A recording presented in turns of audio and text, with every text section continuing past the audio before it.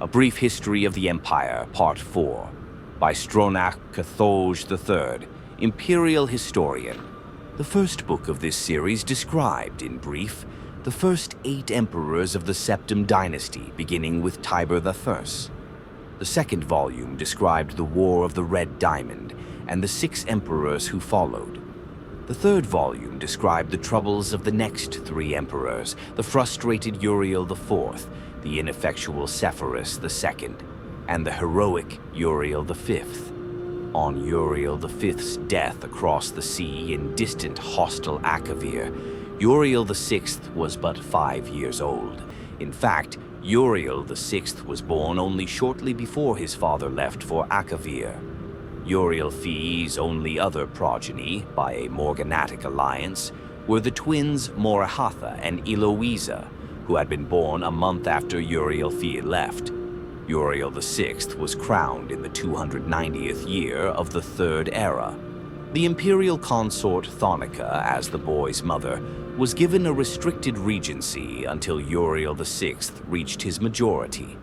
The Elder Council retained the real power, as they had ever since the days of Cataria Thurs.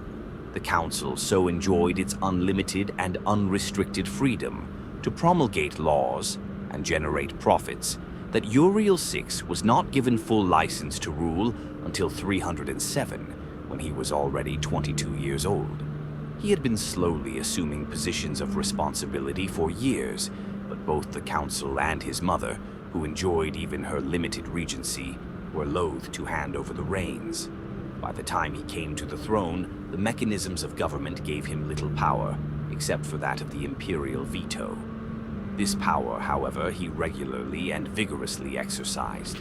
By 313, Uriel VI could boast with conviction that he truly did rule Tamriel. He utilized defunct spy networks and guard units to bully and coerce the difficult members of the Elder Council.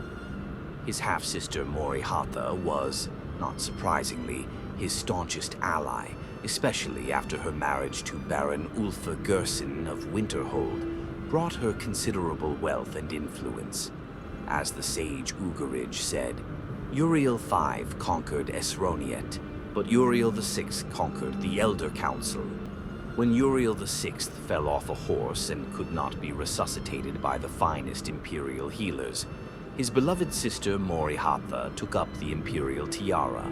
At 25 years of age, she had been described by admittedly self-serving diplomats as the most beautiful creature in all of Tamriel. She was certainly well-learned, vivacious, athletic, and a well-practiced politician. She brought the Archmagister of Skyrim to the Imperial City and created the second Imperial Battle Mage since the days of Tiber Septim. Morahatha finished the job her brother had begun and made the Imperial Province a true government under the Empress, and later the Emperor. Outside the Imperial Province, however, the Empire had been slowly disintegrating. Open revolutions and civil wars had raged unchallenged since the days of her grandfather Sepphoris II. Carefully coordinating her counterattacks, Morahatha slowly claimed back her rebellious vassals, always avoiding overextending herself. Though Morahatha's military campaigns were remarkably successful, her deliberate pace often frustrated the council.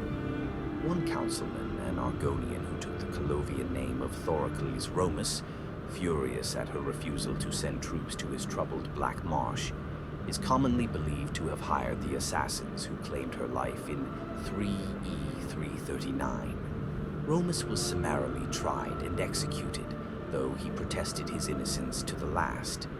Morahatha had no surviving children, and Eloisa had died of a fever 4 years before. Eloisa's 25-year-old son, Pelagius, was thus crowned Pelagius IV. Pelagius IV continued his aunt's work, slowly bringing back under his wing the radical and refractory kingdoms, duchies, and baronies of the empire. He exercised Morahatha's poise and circumspect pace in his endeavors, but alas, he did not attain her success. The kingdoms had been free of constraint for so long that even a benign imperial presence was considered odious.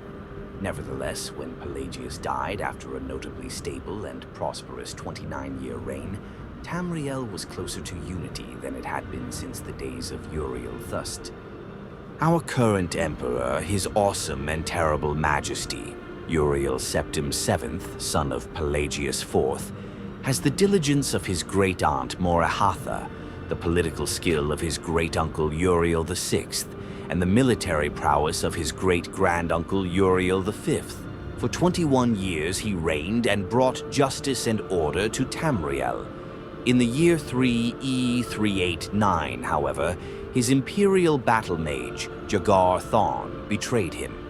Uriel VII was imprisoned in a dimension of Thorn's creation, and Thorn used his sorcery of illusion to assume the Emperor's aspect. For the next 10 years, Thorn abused imperial privilege, but did not continue Uriel VII's schedule of reconquest.